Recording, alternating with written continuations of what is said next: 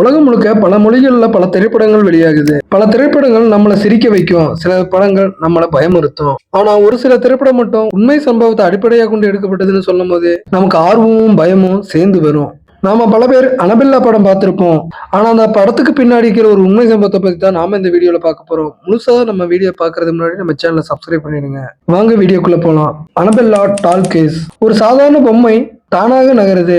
1968 அமெரிக்காவின் கனெக்டிகட் மாநிலத்துல டோனாங்கிற நர்சிங் ஸ்டூடெண்ட்க்கு அவங்க அம்மா ஒரு ரகடி டால் கிஃப்ட் கொடுக்குறாங்க. அந்த பொம்மையை வாங்கி வச்சுக்கிட்டு டோனாவோட வாழ்க்கையில சில நாட்கள் கழிச்சு சில விசித்திர சம்பவங்கள் ஆரம்பிக்க தொடங்குது. ஒரு நாள் டோனா வெளியே சென்று திரும்பி வீடு வந்து பார்த்தப்போ அந்த பொம்மை வேறொரு இடத்துல மாறி இருக்கு. அது மட்டும் இல்ல, கதவு ஜன்னல் மூடிய அறையில ஒரு பொம்மை எப்படி இடமா இருக்க முடியும்? டோனாவுக்கு ஆச்சரியமா இருக்கு. தரையில ஹெல்ப்மீன்னு எழுதப்பட்ட நோட்கள் டோனா பாக்குறா. இந்த வீட்டுல இப்படி ஒரு பேப்பர் இல்லையேன்னு டோனா யோசிக்கிறா. டோனா இந்த விஷயத்த தன் நண்பர் லூ கிட்ட சொல்றா. ஆனா லூ இந்த விஷயத்த நம்பல. ஒரு நாள் இரவு டோனா தூங்கிட்டு இருக்கா. அப்போ திடீர்னு தூக்கத்திலிருந்து எழுந்திருக்கிறா. அப்போ அவளை யாரோ தாக்கியது போல வலிய உணர்றா. விடிந்த பிறகு அடுத்த நாள் அவள் மார்பு பகுதியில காயங்களும் ஸ்கிராட்ச் மார்க்கும் இருக்கு. இதற்கு காரணம் அந்த பொம்மையா இருக்குன்னு யோசிச்சா டோனா. பயந்து போன டோனா ஸ்பிரிச்சுவல் கம்யூனிகேட்டர்னு சொல்லக்கூடிய ஆவிகளோட பேசக்கூடிய நபரை அணுகிறா. அந்த நபர் சொன்னது அந்த பொம்மையில அனபெல்லா இக்கின்ஸ் என்ற ஒரு சிறுமியோட ஆவி இருக்குன்னு.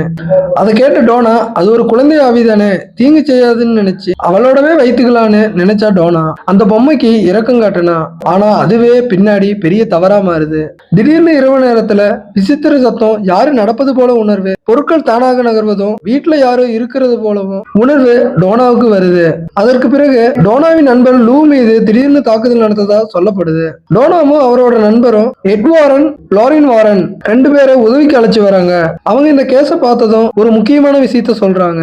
அது ஆவிகளோட பேசுனவர் சொன்னது போல இது சிறுமி ஆவி கிடையாது அப்படின்னு வாரன் தம்பதி கூறுறாங்க. காரணம், ஒரு குழந்தை ஆவி இவ்வளவு ஆபத்தான தாக்குதல் செய்யாது. மனிதர்களை காயப்படுத்துவது, ஸ்கிராட்ச் மார்க்ஸ், அட்டாக் இது சாதாரண ஸ்பிரிட் நடத்தை இல்ல அப்படின்னு சொல்றாங்க. வாரன் தம்பதி கூறினது இது ஒரு பிசாசு சக்தி, இது குழந்தையாவி இல்ல, தீய நோக்கத்தோட இருக்கும் அமானுஷ்ய சக்தி, மனிதர்களை ஏமாற்றி கட்டுப்படுத்த முயலும் ஒன்று. வாரன் தம்பதி சொன்ன முக்கியமான விஷயம், இந்த தீய ஆவி நேரடியா தாக்காது, முதல்ல நம்பிக்கையை உருவாக்கும், தீங்கு இல்லாத பொருள் போல நடந்துக்கும், தான் ஒரு குழந்தை போல என்று காட்டும், டோனாவை எமோஷனலியாக அட்டாச் ஆக வைக்கும், வீட்டுல இருக்க அனுமதி பெறும், மெதுவா அந்த பொம்மையின் சக்தி அதிகரிக்கும், அதுக்கப்புறம் பிசிக்கலா அட்டாக் நடக்கும், பயத்தை உருவாக்கி முழு கட்டுப்பாட்டை பெறும். இதுதான் வாரன் தம்பதி சொன்னது. குறிப்பா சொன்ன ரெண்டு விஷயம், தீய ஆவி ஒரு பொருள்ல ஆப்ஜெக்டா இருக்காது, ஆனா அந்த பொருளை ஒரு டூல் மாதிரி பயன்படுத்தும். அதாவது பொம்மை தான் ஆபத்து இல்ல, அந்த பொம்மைக்கு பின்னாடி இருக்கும் சக்தி தான் ஆபத்து. வாரன் தம்பதி அந்த பொம்மையை எடுத்து போய் மியூசியம் கிளாஸ்ல பூட்டி வைக்கிறாங்க. அதுல எழுதியிருந்தது